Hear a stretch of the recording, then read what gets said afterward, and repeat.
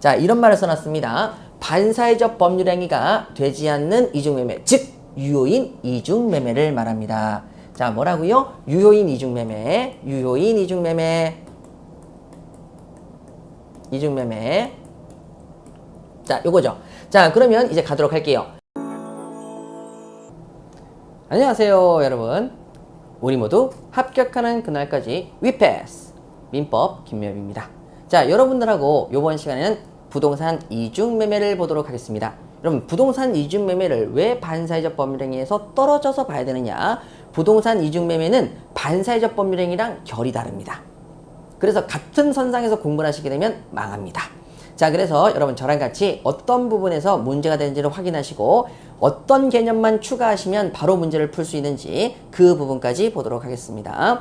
자, 우리 판서 노트는 40페이지에 이중매매 부분을 보시죠. 자, 여기는 이중매매입니다. 이중매매는 두 가지가 있어요.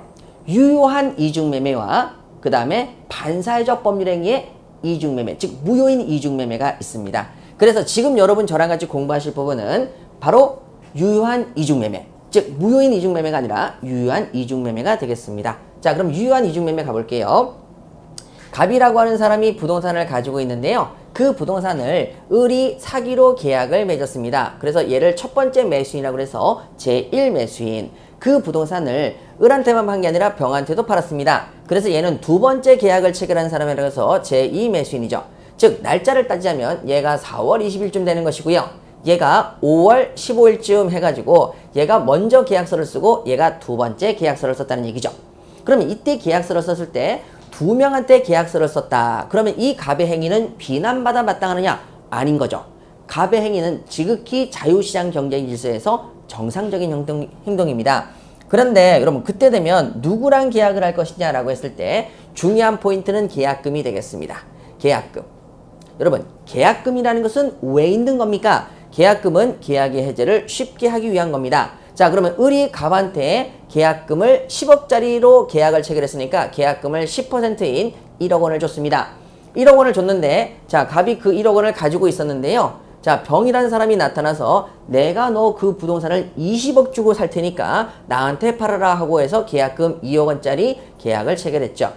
그러면 여러분 당연히 여러분들 같으면 누구한테 팔겠어요? 병한테 팔 겁니다. 왜? 20억 2배를 준대잖아요. 그럼 여러분들께서 을과의 계약은 계속 가져가야 되겠습니까? 해제해서 없애야 되겠습니까? 계약금의 해제를 통해서 없애면 됩니다. 어떻게 해제하시겠습니까? 받은 돈의 배액을 상환합니다. 자, 그러면 1억 원의 배액인 2억 원을 주고 계약을 해제하면 되겠습니다. 없어지는 거죠. 자, 그러면 묻습니다. 이중매매가 나쁩니까? 당연히 할 수 있는 겁니까? 당연히 할 수 있는 겁니다. 그러면 병이란 사람이 당연히 왜 20억을 줬겠습니까? 을과 계약을 얼마에 체결했기 때문에 10억 원에 체결했기 때문에 그거보다 더 많은 돈을 주기 위해서인 거죠. 즉 얘는 알았어요? 몰랐어요? 알았어요. 모를 수도 있지만 뭐 할 수도 있습니까? 알 수도 있습니다. 그런데 여러분 이렇게 이중매매 계약 체결한 게 나쁘다 안 나쁘다? 안 나쁘다는 거죠. 자, 그래서 여러분 이중매매는 원칙이 뭐다? 유효가 되겠습니다. 그래서 여기 부분을 저랑 같이 공부하시는 거죠. 이중매매는 원칙이 유효다. 이것이 유효한 이중매매입니다. 자, 그럼 또 하나 예를 들까요? 당근마켓에서 누군가가 물건을 올렸습니다. 너무 사고 싶었던 물건인데 너무 저렴한 가격에 나온 것 같습니다. 그래가지고 내가 살려고 하니까 누군가가 벌써 계약금을 쐈대요. 그러면 멈춰야 되겠습니까? 내가 돈을 더 줄 테니까 나한테 팔라고 제안해야 되겠습니까? 제안했습니다. 나쁩니까? 아닙니다. 이중매매는 유효하기 때문에 여러분들과 얼마든지 계약을 체결할 수 있습니다. 그 사람은 계약금을 받은 계약금의 배액만 상환하면 되지 않습니까? 이중매매는 절대 나쁜 것이 아닙니다. 유효입니다. 자, 그러면 이쪽 관련돼서 저랑 같이 요약서를 한번 보도록 하죠. 요약서는 20페이지입니다. 자, 20페이지 가시게 되면 뭐라고 되어 있냐면 자, 이런 말을 써놨습니다. 반사회적 법률행위가 되지 않는 이중매매, 즉 유효인 이중매매를 말합니다. 자, 뭐라고요? 유효인 이중매매, 유효인 이중매매, 이중매매.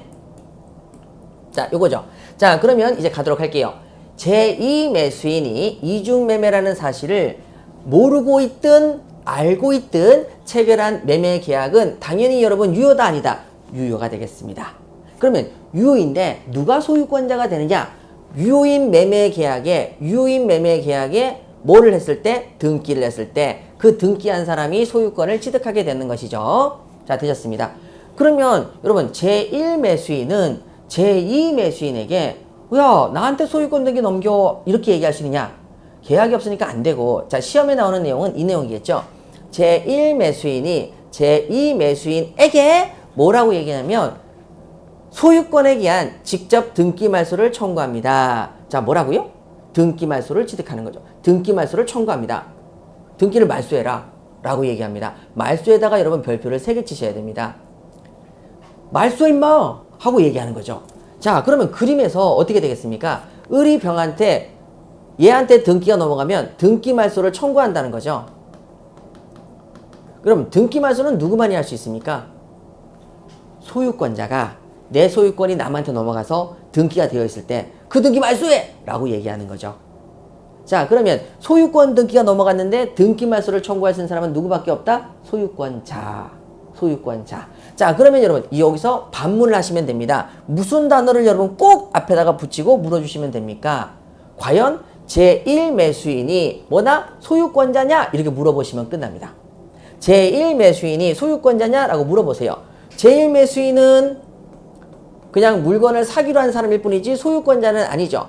소유권자가 아닌 사람이 말소를 청구할 수가 없지요. 자, 앞에 뭐를 꼭 붙여야 되겠습니까? 소유권자가 아닌 자다. 걔는 말소를 청구할 수가 없다. 이렇게 체크하시면 되죠. 자, 그러면 여러분 저랑 같이 여기 관련돼서 우리 문제를 한번 풀어보도록 하겠습니다. 부동산 이중 매매에서, 자, 부동산 이중 매매입니다. 제2 매수인이 알았어요. 이중 매매 사실을 알았어요. 그러면 이것은 반사회적 법률행위냐? 반사회적 법률행위가 아닌 거죠. 유효한 행위입니다. 반사회적 법률행위에 해당한다고 볼 수는 없습니다. 자, 그 다음에 2번 가시죠. 부동산 이중 매매입니다. 부동산 이중 매매. 그때 먼저 등기한 매수인이 목적 부동산의 소유권을 취득한다. 먼저 등기한 매수인이 목적 부동산의 소유권을 취득했지요. 자, 이렇게 정리하시면 되겠네요. 자, 이 내용을 사례형으로 뭐 어떻게 나오냐면 첫 번째, 갑은 그리고 누구한테 먼저 했는지 보세요. 을에게 매도했고, 자, 을이 누굽니까? 제1 매수인. 다시 누구에게? 병에게 매도했습니다. 얘는 뭐겠죠? 제2 매수인이죠. 그 다음에 병에게 뭘? 소유권 이전 등기까지 격려해 줍니다. 병에게 소유권 이전 등기 해줬죠. 그럼 누가 소유자다? 라고 얘기한다면 당연히 먼저 등기한 매수인이 소유권을 취득하니까 먼저 등기를 병이 했으니까 병은 소유권을 취득한다. 맞는 지문이 되겠네요. 자, 요렇게 이론 내용이 이렇게 사례형으로 정리되시겠습니다. 자, 그러면 다음으로 3번 문제를 보도록 하죠. 자, 3번 문제도 똑같이 가도록 하겠습니다. 갑은 을에게 매도합니다. 자, 그 다음에 두 번째, 병에게 매도합니다. 자, 그러면 두 번 매도했으니까 제1 매수인, 제2 매수인이죠. 자, 그리고 나서 걔한테 매도하고 뭐까지 넘겨줬습니까? 소유권을 이전해 주었습니다. 얘가 등기까지 가졌죠. 자, 그러면 누가 소유권자입니까? 병이 소유권자입니다. 그때 을이 뭐라고 얘기하느냐? 자, 거기 나와 있는 병 명의로 이루어진 소유권 이전 등기 말소를 청구할 수 있느냐라고 물었습니다. 자, 을이 말소를 청구하는 거죠. 소유자입니까? 아닙니까? 아닙니다. 따라서 청구할 수가 없다. 없습니다. 이렇게 정리하시면 되는 거죠. 자, 다음으로 여러분 이제 뭐가 나오느냐? 반사회적 법률행위가 된 이중매매입니다. 반사회적 법률행위가 된 이중매매. 자, 이쪽 부분은 우리 요약서로 정리하시기 전에 판서노트로 돌아가서 판서노트 내용을 한번 살펴보도록 하겠습니다. 판서노트 40페이지죠. 40페이지 밑에 있습니다. 자, 먼저 갑은 자신의 부동산을 을에게 매도했고요. 제1 매수인. 자, 그 다음에 병한테도 또 매매 계약을 체결했고요. 제2 매수인. 자, 그런데 이때 갑과 을 사이에 계약금만 줬다면 얼마든지 해지할 수 있어서 이중 매매를 해도 상관이 없는데 이때 중도금을 줬습니다. 을이 갑한테 중도금을 줬다면 계약을 이행의 일부를 하기 시작했으니까 갑은 누구랑 하고만 계약을 꼭 체결해야 되느냐? 을하고만 계약을 꼭 체결해야 됩니다. 을하고만.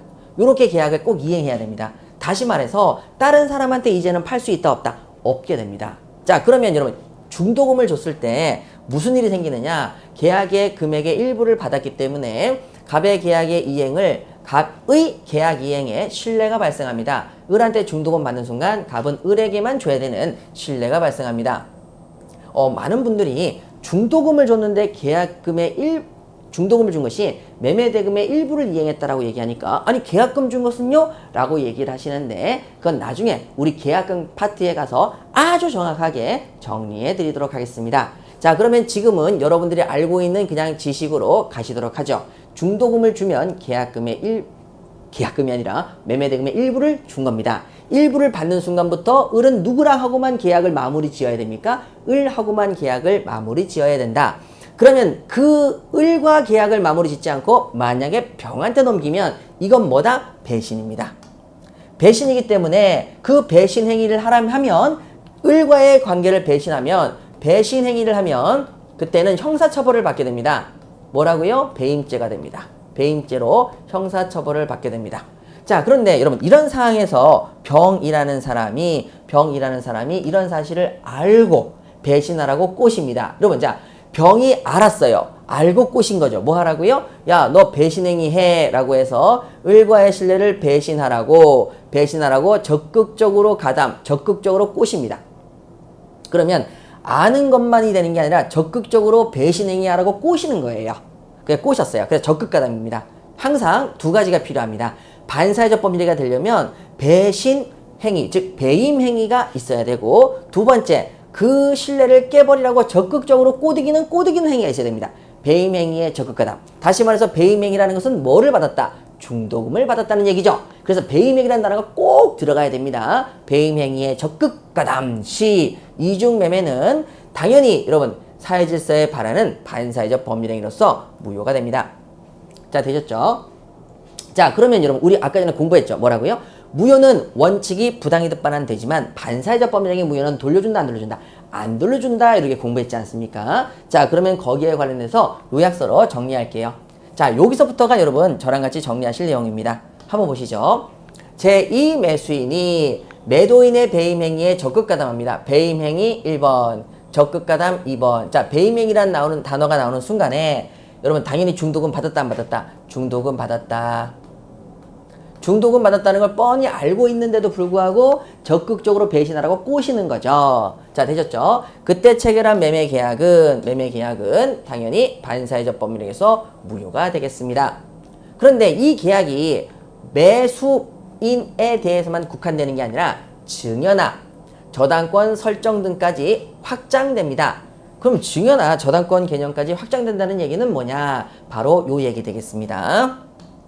지금 갑이 병과 매매 계약을 체결해서 제2 매수인에게 등기가 넘어갔을 때 요거 반사회적이다 라고 얘기했지 않습니까? 그러면 요 경우에 이 매매 계약으로 끝나는 게 아니라 갑이 을과 매매 계약을 체결했고 중도금까지 받았는데 병이 나한테 증여하세요 라고 해서 증여를 받는 수중자가 된다든지, 자, 중도금까지 받았는데 병이 갑한테 나에게 저당권을 설정하세요 해서 저당권 설정을 받는 저당권자가 된다든지, 자, 매매의 매수인뿐만 아니라 여러분 수중자가 되거나 저당권자가 됐을 때도 마찬가지로 배임행위에 적극가담이 되면 이것도 뭐가 돼버린다? 반사회적 법률행위로서 무효인 증여계약, 무효인 저당권 설정, 무효인 매매계약이 돼버린다. 여기까지 확장된다라는 뜻이 되겠습니다. 자, 이렇게 정리하시고요.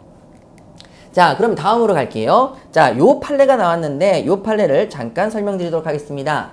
제3자가 피상속인이, 자, 피상속인 돌아가신 분이 토지를 딴 사람한테 매도했어요. 그랬는데 그 사실을 모르는 채, 자, 모르는 채에다가 별표를 2개 놓으시고 모르는 채 상속을 받은 자입니다.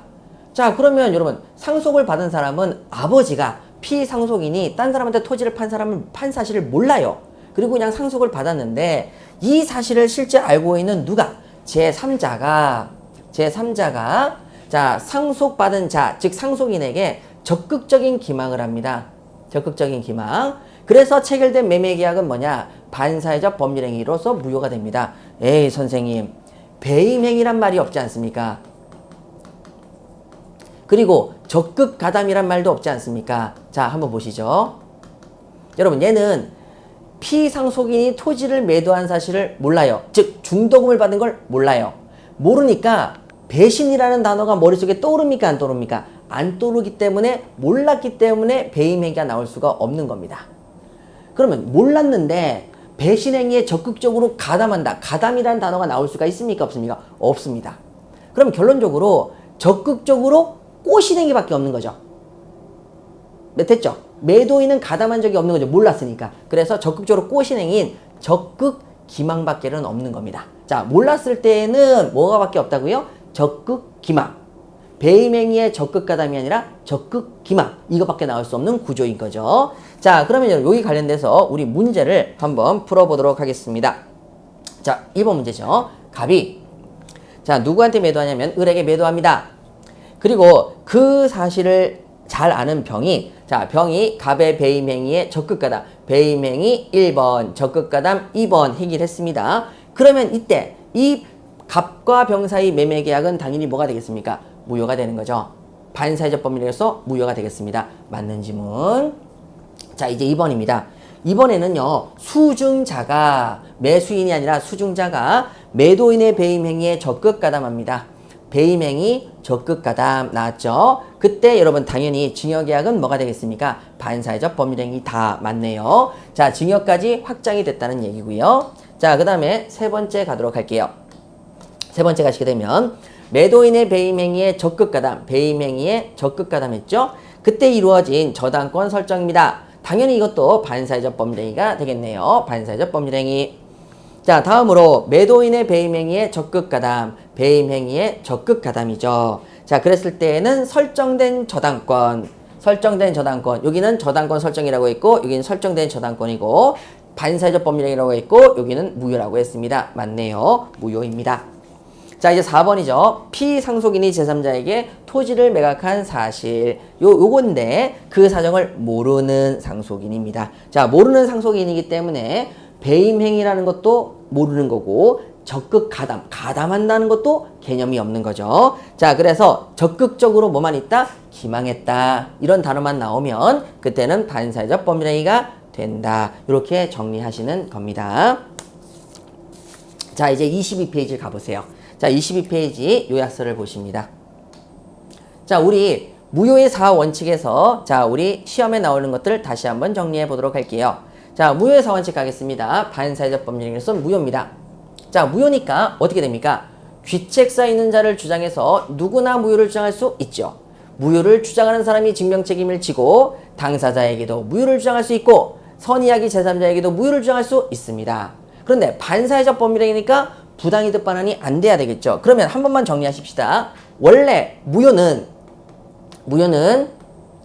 원칙이 부당이득 반환이 됩니다. 부당이득 반환, 부당이득만 쓸게요. 부당이득까지만 쓸게요. 부당이득 반환이 됩니다. 그런데 예외적으로 반사회적일 때에는 사회질서를 지키기 위해서 돌려주지 않습니다. 부당이득이 안 됩니다. 자, 그러면 여기까지 정리가 끝났죠? 그럼 여기서 다음 가셔야 됩니다. 이중매매의 무효는 즉 예외의 예입니다. 자, 여기서 좀 더 잘 써볼게요. 자, 뭐라고요? 예외의 예외. 즉 반사회적인데 그 반사회적 행위의 예입니다. 즉 부당이득이 안 되는 게 아니라 예외의 예외가 돼서 반사회적이지만 부당이득 반환이 안 되는 예외의 예외가 돼서 반사회적이지만 부당이득이 됩니다. 어떤 경우에 한해서? 이중매매요. 이중매매 안에선 부당이득 반환이 됩니다. 부당이득 반환이 됩니다. 이렇게 정리하시는 거죠. 부당이득 반환이 됩니다. 여러분 반드시 기억하셔야 됩니다. 자, 무효는 원칙, 부당이득 반환이 된다. 예외, 반사회적일 때에는 부당이득이 안 된다. 자, 예외의 예외. 예외의 예외니까 당연히 뭐가 되겠어요? 예외의 예외니까 당연히 원칙이 되겠죠. 자, 그래서 원칙이 부당이득이 됐듯이 예외의 예외니까 다시 원칙이 돼서 이중매매, 즉 반사회적 법률행위 중에서 이중매매는 반사회적 법률 중에서 이중매매는 부당이득이 됩니다. 요렇게 됩니다. 이걸 머릿속에 꼭 집어넣으셔야 돼요. 자, 그러면 왜 이게 가능한 것이냐? 요게 왜 가능한 것이냐? 바로 요 규정 때문이죠. 불법 원인이, 즉 반사회적 원인이 수익자에게만 있습니다. 근데 이 만자를 판례는 다시 해석합니다. 꼭 그 사람에게만 있는 게 아니라 수익자에게 반사회적 원인이 불법 원인이 현저히 큰 때, 그때 그 이익의 반환을 청구할 수 있다. 이렇게 얘기합니다. 그 이익의 반환을 청구할 수가 있다. 자, 그러면 여러분 이게 무슨 뜻이냐? 여기 이중매매 볼게요. 자, 이거 반사회적 법률행위인데 불법 원인이 수익자에게 현저히 크다. 여러분, 자, 여기서 얘가 중도금을 줬죠. 중도금을 주는 순간 얘는 그 부동산을 가질 수 있습니까? 없습니까? 없습니다. 하지만 얘가 배신행위에 적극 가담해서 등기가 넘어왔다면 얘가 얻는 부동산의 가격의 가치가 큰 거죠. 현저히 큰 겁니다. 그래서 이 경우에는 갑이 병한테 부당이득으로 돌려달라고 할 수 있다라는 겁니다. 여기서 여러분들이 배운 거랑 다를 수가 있어요. 다를 수가 있습니다. 그래서 여기 부분에 대한 설명을 교수님의 책으로 설명을 대신해 드리도록 하겠습니다. 부당이득 반환이 됩니다. 됩니다. 자, 그러면 여러분 이게 무슨 뜻이냐? 교수님의 책에 이렇게 쓰여져 있습니다. 이게 제가 쓴 게 아닙니다. 교수님이 쓴 거죠. 자, 뭐라고 얘기하냐면 이겁니다. 요 경우에는 불법 원인이 수익자에게 현저히 큰 때니까 돌려받을 수 있어야 된다. 즉 배임행위, 이중매매에서 배임행위의 적극 가담은 반사회적 법률행위가 맞고 불법 원인 급여가 맞다. 하지만 요 경우에는 법률행위를 통해서 누구의 이익이 크다? 수익자의 이익이 현저히 크기 때문에 그때는 이 규정에 의해서 부당이득 반환 청구가 되고 소유권에 대한 등기말소도 된다. 등기말소를 통해서 가져올 수 있으니까 결론적으로 걔는 권리취득을 못한다. 권리취득을 못한다. 이렇게 얘기를 해요. 근데 여러분들께서는 못 돌려받는다고 공부를 했을 거예요. 그게 잘못됐다는 겁니다. 왜? 교수님이 이렇게 얘기합니다. 야, 돌려받을 수 있다니까? 이렇게 얘기해놓고 뭐라고 얘기하냐면 단 누구도 나쁘다. 적극 가담한 매도인도 나쁜 구석이 있으니까 매도인은 권리가 있지만 행사하지 못한다라고 얘기합니다. 교수님께서. 누가? 우리나라의 굉장히 대단한 교수님 지원린 교수님께서 매도인은 이 권리 행사하지 못해 라고 얘기를 해주셨습니다. 그러면 그것 매도인 빼고는 다 행사할 수 있어. 있는 권리를 매도인만 행사 못하니까 다른 사람이 행사할 수 있어. 그래서 매도인이 아닌 제1매수인은 행사가 가능하다 이렇게 얘기합니다. 그래서 여기 부분은 교수님께서 말씀하신 내용으로서 판례 태도는 없기 때문에 많은 분들이 부당이득 반환이 안 된다고 얘기하시지만 교수님은 부당이득 반환 돼. 하지만 매도인도 똑같이 적극 가담해서 나쁜 놈이니까 매도인은 행사하지 마라라고만 얘기하신 거죠. 자, 그럼 딴 사람은 행사할 수 있어요? 없어요? 있어요. 그래서 제1매수인은 매도인의 권리를 대신 행사할 수가 있어요. 아시겠죠? 우리가 대위 행사한다는 얘기는 뭐냐? 그 사람이 권리를 가져야 돼, 안 가져요? 가지고 있는 것을 대신 행사할 수 있는 거지 그 사람이 없는 권리를 대신 행사할 수는 없거든요. 그러면 제1매수인은 매도인이 가지고 있는 권리를 매도인은 행사하지 못했지만 제1매수인이 대위에서 행사할 수 있다라고 판례가 나오면 지원린 교수님의 견해가 맞는 내용이 되는 것이죠. 그거를 자꾸 잘못 가르쳐주니까 헷갈리는 겁니다. 자, 그러면 여기 관련돼서 제1매수인이 제2매수인에게 어떤 행위를 하는지까지 정리해 보도록 할게요. 자, 먼저 제1매수인이 제2매수인에게 이렇게 얘기합니다. 야, 소유권 등기를 해줘 하고 직접 소유권 이전 등기를 청구할 수 있느냐라고 물어보니까 너 나랑 계약한 적이 있니? 없지요. 채권 관계가 없기 때문에 직접 청구를 못합니다. 당연하겠죠. 그 다음에 두 번째, 야, 이 제2매수인아, 네가 적극 가담했잖아. 나한테 배신하라고. 너도 불법이야. 맞아요. 적극 가담을 요구했으니까 당연히 얘도 불법이니까 불법행위 손해배상을 청구할 수는 있습니다. 자, 세 번째, 제1매수인이 제2매수인에게 등기말소를 청구합니다. 말소가 나오면 뭐라고요? 소유권자 된 적이 없죠. 그래서 말소 청구를 못합니다. 당연한 거죠. 말소 청구를 못합니다. 자, 대신에 이렇게 얘기합니다. 자, 매도인에 대한 소유권 이전 등기 청구권. 자, 매도인과 제1매수인은 채권 관계에 의해서 자, 소유권 이전 등기 청구권이 생겼는데 그것을 기화를 가지고 있으니까 그때 소유권자인 매도인의 소유권 이전 등기 말소 청구를 대신 행사할 수 있느냐라고 물었죠. 자, 말소가 나왔으니까 뭐가 나와야 됩니까? 소유권. 매도인은 소유권자죠. 소유권자가 말소시킬 수 있는 권리를 나는 대신 행사할 수 있냐? 행사할 수 있다. 왜 대신 행사가 가능해요? 얘가 말소시킬 수 있거든요. 그 말소시킬 수 있는 권리가 있으니까 돌려달라고 할 수 있거든요. 소유권에게서 등기 말소를 청구할 수 있는 권리가 있으니까 그걸 대신 행사할 수 있거든요. 부당이득 반환을 청구할 수 있으니까 얘가 대신 행사할 수 있거든요. 이렇게 가셔야만 논리적인 원칙이 딱 들어맞는다는 얘기죠. 그래서 지금 말씀드린 게 지월린 교수님의 말씀이라는 거 다시 한번 말씀드리고요. 관련돼서 문제를 한번 풀어보도록 하겠습니다. 자, 여러분 문제 저랑 같이 이 부분을 보도록 할게요. 자, 우리 전에 잠깐 보신 적이 있는데요. 야, 그래도 한번 더 꼼꼼히 살펴보도록 하겠습니다. 자, 그러면 여기 한번 볼게요. 자, 먼저 반사회적 법률행위에 해당합니다. 당연히 반사회적 법률행위는 무효죠. 자, 무효니까 선의의 제3자는 선의의 제3자는 무효를 주장할 수 있느냐라고 물었죠. 유효를 주장하냐? 아니죠. 무효를 주장할 수 있느냐? 근데 무효는 누구나 주장할 수 있습니까? 없습니까? 있죠. 귀책사 있는 사람도 주장할 수 있고 상대방도 주장할 수 있고 선의의 제3자도 주장할 수가 있었죠. 그래서 이것서 규정이 없는데 원칙이니까 당연한 거죠. 그래서 유효를 주장이 아니라 무효 주장이 되겠습니다. 자, 갑은 을에게 매도를 하고 그 다음에 배임행위에 적극 가담한 병은 어이구 여러분 병이란 사람이 배임행위에 적극 가담했으니까 반사회적 법률에서 무효죠. 선의의 정도 선의의 제3자도 무효를 주장할 수 있어요 없어요? 있습니다. 무효를 주장할 수 있으니까 유효 틀렸죠. 이렇게 정리하십니다. 자, 이제 2번 5-2번 갑은 자 누구한테 팔았냐면 을에게 매도합니다. 그리고 병이 갑의 배임 행위에 적극 가담합니다. 여러분, 자, 그럼 병은 제2 매수인일 것이고 적극 가담해서 무효가 된 거죠. 그때 선의의 정이 주장할 수 있습니까? 무효를 주장할 수 있습니까? 무효를 주장할 수 있죠. 이건 무효니까 유효를 주장할 수 있다. 틀리게 되겠네요. 이렇게 정리하시면 되겠습니다. 자, 다음으로 여러분 이제 6번 문제 가도록 할게요. 자, 6번. 자, 6번에 가시게 되면 요 내용을 그림으로 한번 그려드릴 건데 그래도 여기서 먼저 보신 다음에 가도록 할게요. 자, 갑은 이렇게 나와 있죠. 그 다음에 을에게 매도를 합니다. 을에게 매도하고 그 다음에 다시 병에게 매도를 했죠. 자, 또 마찬가지로 부동산 이중매매를 한 겁니다. 자, 이중매매를 했는데 여기서 봐야 될 것이 갑과 병의 계약이 사실수 위반으로 무효입니다. 반사회적 법률행위가 된 거죠. 자, 그런데 여기서 이제 물어보는 얘기는 뭐냐면 전득한 정은 전득한 정은 선의입니다. 선의. 다시 말해서 여러분 선의의 제3자입니다. 선의의 제3자죠. 자, 선의의 제3자에게 무효를 주장할 수 있느냐라는 부분이 되겠습니다. 자, 무효를 주장할 수 있느냐. 그래서 그 사람이 소유권을 취득하느냐 취득하지 못하느냐를 물어봤죠.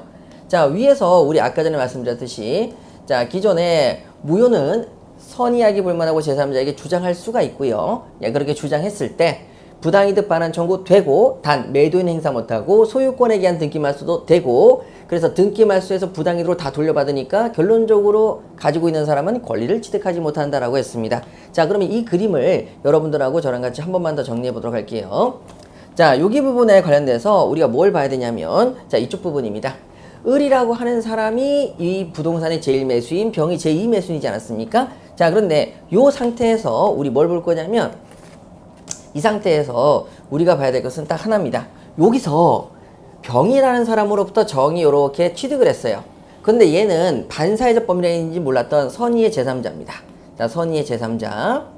그러면 자, 얘가 무효로서 부당이득 반환 청구가 되냐? 부당이득 반환 청구가 되는데 누구는 행사 못한다? 얘는 행사 못하고 얘는 행사할 수가 있지요. 그럼 얘가 부당이득 반환이다, 무효다라고 주장을 해서 당사자에게도 주장할 수 있고 그 다음에 병한테도 주장할 수 있고 선의의 제3자에게도 주장할 수가 있습니다. 그럼 무효는 선의의 제3자에게도 주장할 수 있으니까 얘가 가지고 있는 등기의 말소를 청구해서 돌려받을 수 있다 없다? 돌려받을 수 있고 돌려받을 수 있고 돌려받을 수 있게 되는 거죠. 그래서 돌려받을 수 있게 됩니다. 결론적으로 얘는 권리를 취득하지 못하게 되겠네요. 자, 권리 취득하지 못한다.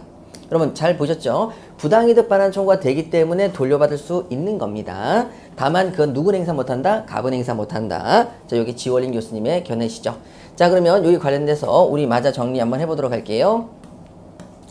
자, 그럼 여러분 간단하게 이렇게 정리가 되겠죠. 소유권을 취득한다, 취득하지 못한다. 취득하지 못하겠습니다. 그 취득하지 못하는 거고. 자, 그 다음에 6-1번 갑이 을에게 매도합니다. 그 다음에 병이 갑의 배임 행위에 적극 가담합니다. 반사회적 법률행위에서 무효가 된 거죠.